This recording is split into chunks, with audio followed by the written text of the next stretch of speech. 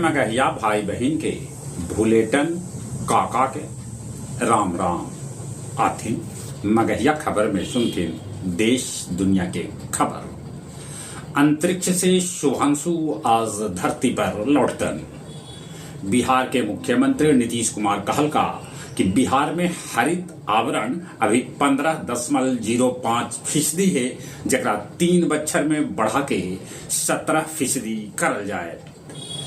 पहिलका सोमवारी में बाबा धाम में उमड़ल भारी भीड़, कमरिया सभे के 12 किलोमीटर लम्हर लाइन लग गलक। विपुल एम पंचोली बनलन पटना हाईकोर्ट के मुख्य न्यायाधीश। असीम घोष हरियाणा के त अशोक गजपति गोवा के राज्यपाल बनावल गेलन। चांदी के अभी हो गए है चांदी पहुंचल 1.15 लाख के रिकॉर्ड स्तर पर। 35,333 प्रधान शिक्षक के बिहार में विद्यालय आवंटित कर देवल गए।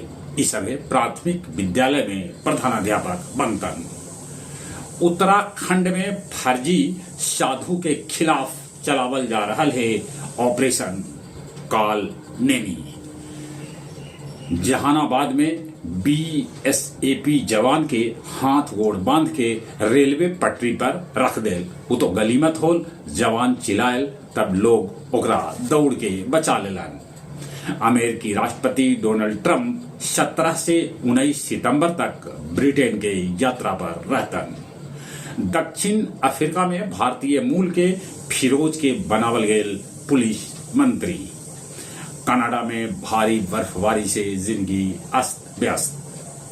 गया जी बिपाट भीड़ अहरा में डूबे से काजीपुर के 3 गो लइकन के हो गए मौत। रिश्वत के आरोप में नौरंगा बूथ संख्या 119 के बीएलओ शिक्षक पर प्राथमिकी दर्ज कैल गए।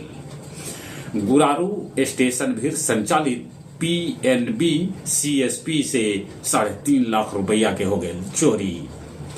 बिजली में खराबी से बिजली विभाग के परीक्षा दैत हरदास सेमिनरी के रद्द करे पड़ल। लइकन कैलन सड़क पर उतर के हंगामा। भारत और इंग्लैंड के बीच खेले जाए वाला तीसरका लॉर्ड टेस्ट में भारत के 22 रन से हो गए हार।